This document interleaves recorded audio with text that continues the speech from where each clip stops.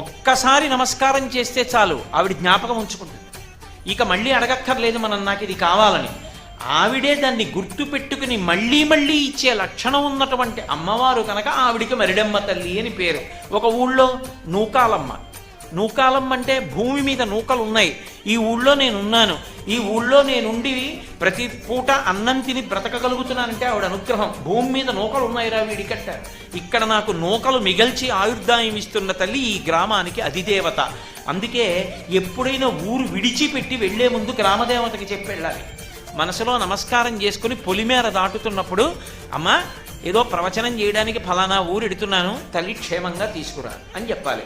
మళ్ళీ పొలిమేరకు వచ్చినప్పుడు చెప్పులిప్పి ఓ నమస్కారం చేయాలి. అమ్మా నీ అనుగ్రహంతో మళ్ళీ ఊరు వచ్చాను, నాకు నూకలు మిగల్చావు తల్లి, నీకు నమస్కారం. ఏడాదికోసారి అన్ని కుటుంబాలు కలిపి అమ్మవారికి నైవేద్యాలు పెట్టామని చెప్పి అమ్మవారికి నైవేద్యాలు పెడతారు.